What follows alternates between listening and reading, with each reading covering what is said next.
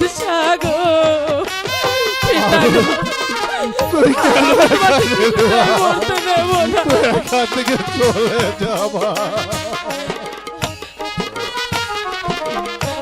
হাতে ধরি পায়ে পরি গো ও বাদশাহ মুক্তি দান মোর পিতারে শোনেন বাদশাহ বাদশাহ গো তুই কেন এখান থেকে চলে যাবা? কি অপরাধ করছে পিতাই গো ও বাদশাহ বলে নয়া মারে গো শোনেন বাদশাহ বাদশাহ গো শোনো রব্বান,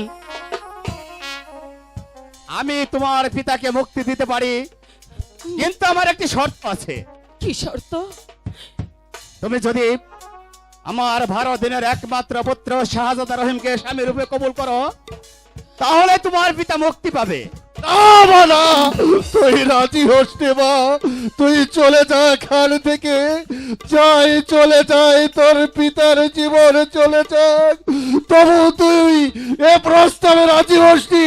তুই এখান থেকে চলে যা, ভাই কাটা, তুই আমাকে হত্যা করা। তুমি তোমার কাজ সেরে নাও। না আমার পিতাকে মারবেন না পিতা আমি আমি আপনাকে মরতে দেব না আমি আমি কিছুতেই আপনাকে মরতে দেব না হ্যাঁ মা, বলো বলো মা, তুমি কি আমার প্রস্তাবে রাজি? না মা, তুই রাজি হোস নে মা, তোর বল, কাছে আমার বল মা, বল মা, তুই আমার প্রস্তাবে রাজি? হ্যাঁ মা, বলো মা, বলো। চাপো না হ্যাঁ মা, বলো। আমি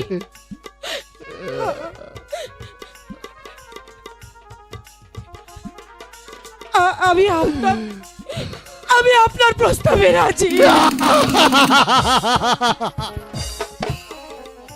জাল্লাদ, পিতা হুজুরি সাহেবকে মুক্ত করে দিয়ে তুমি চলে যাও বিশ্রাম কক্ষে। ঠিক আছে, যাবো না, আমি তাই করছি।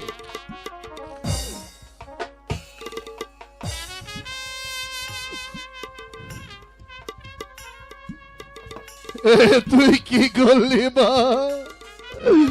তোর পিতার এই সামান্য জীবনের জন্য সারা জীবনের দুঃখের ডালি মাথায় দিলে মা।